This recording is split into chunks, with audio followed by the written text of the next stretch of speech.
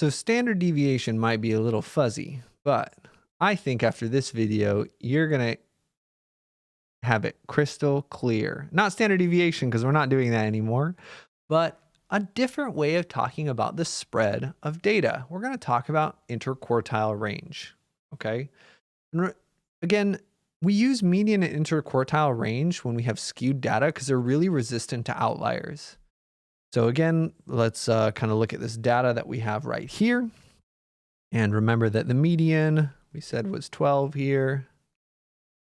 Same things that we dealt with before. Median here was 13.5.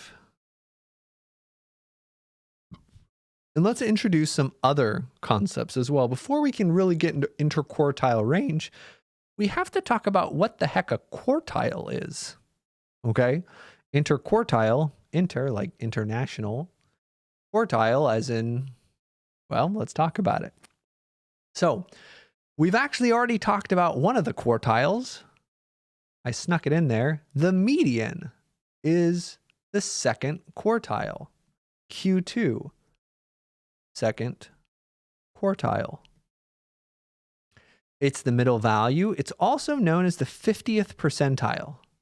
So we've probably heard about percentiles, like if you've like looking at SAT scores or something like that, like, oh, 90th percentile.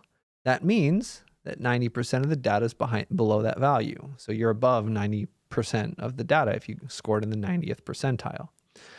Well, the median is the 50th percentile. It means that 50% of the data is below that value. We knew that, right? The median was the middle value. Half of the data is below it. Half of the data is above it, right? 2 data points are below the median. 2 data points are above the median. 3 data points are below the median. 3 data points are above the median. It's the 50th percentile. Well, let's talk about the other quartiles now. What would you guess if the median's the second quartile, quarter, like think quarter, 2 quarters is 50. Well, what percentile do you think the first quartile is? The 25th. Which again means that 25% of the data is below that value. Okay, so to find the first quartile, we look at the bottom half of the data. It never includes the median. Okay.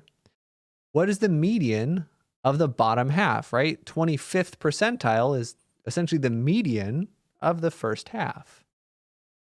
So what's the median of these two numbers? What's the average of 3 and 8, which is 5.5. It's our Q1. What's the median of these 3 numbers? Well, that's just 8. So that's how we can find our first quartile. Split up the data into 2 halves with the median. What's below the median, what's above the median, and find the median of that half. Okay, here we can color code it. I love color coding things. 25th percentile, 25%.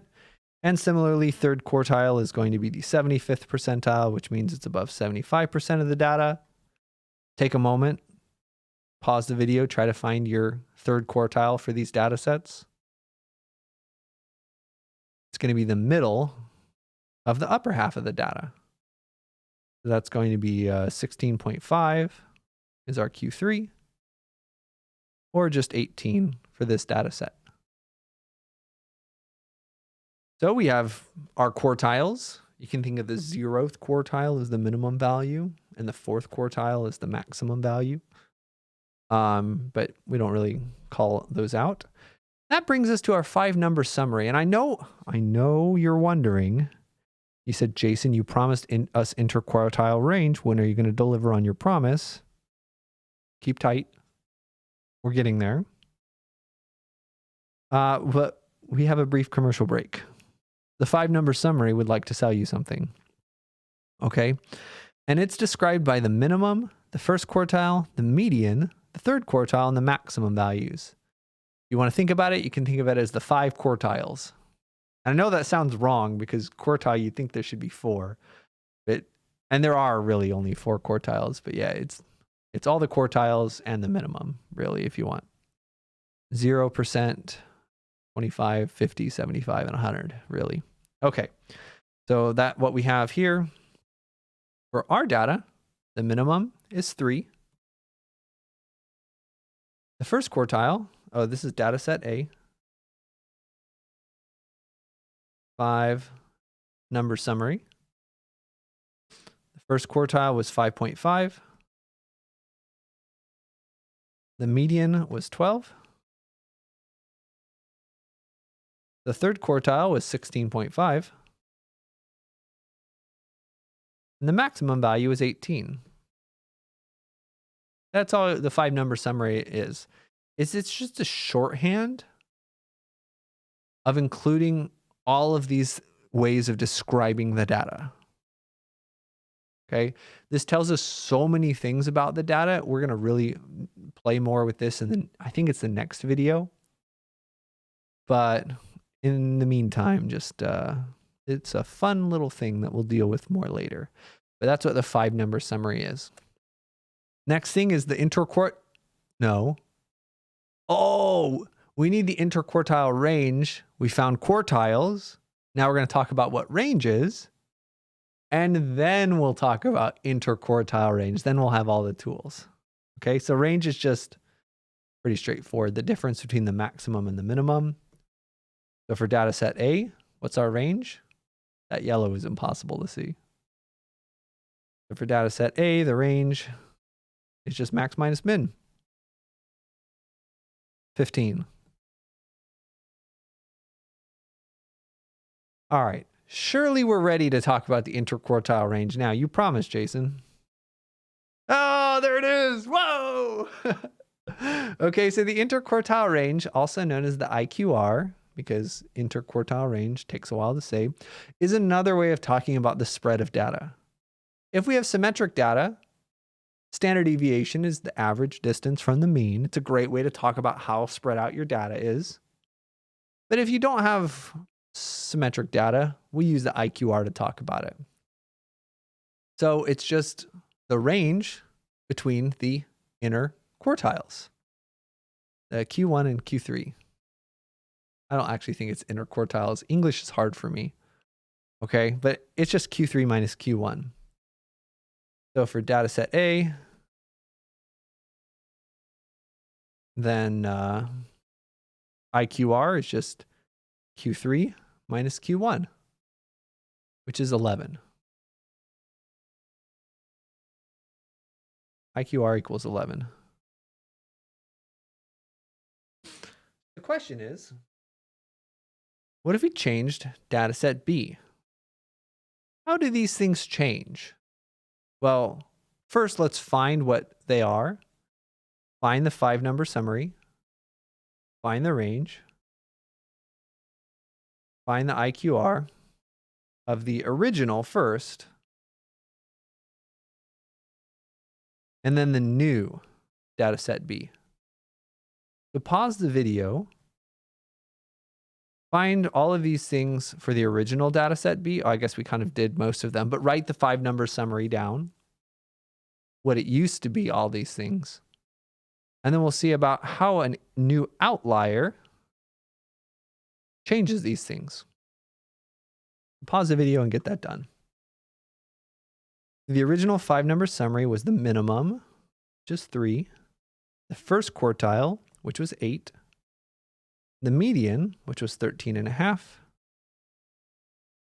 The third quartile, which is 18. And the max, which was 20. The range of this data set B used to be 17. The range is max minus min. We know the max and the min from our 5 number summary.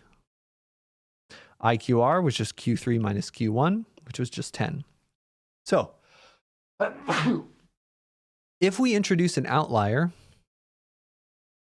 that messes up the mean and it messes up the standard deviation. That's why we don't use mean and standard deviation for skewed data. But let's see how this stuff changes if we're using these descriptors.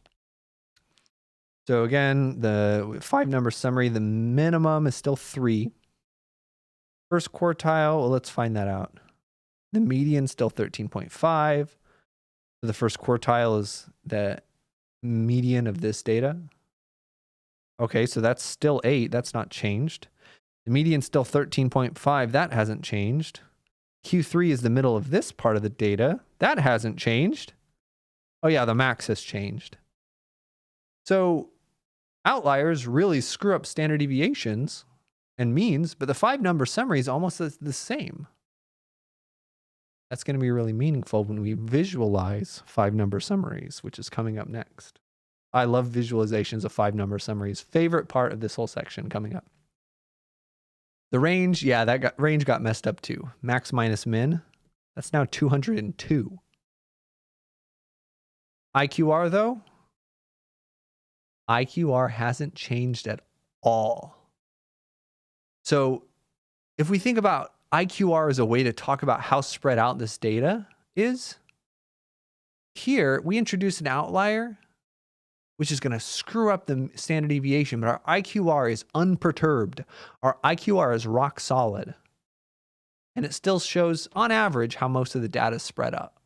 And it doesn't include the outlier, which is fine. We have other ways of talking about the outlier. The outlier appears very clearly in the 5-number summary.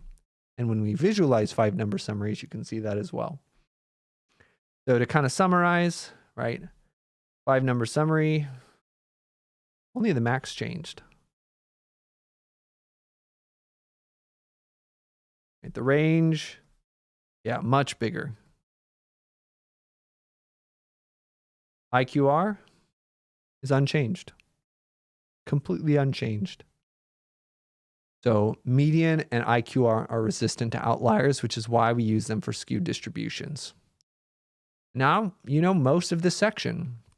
We got a little bit left in this unit. One more visualization, which is awesome. And then we're going to use technology to make our lives easier. Okay? So next video is box plots. But not right now. Bye-bye.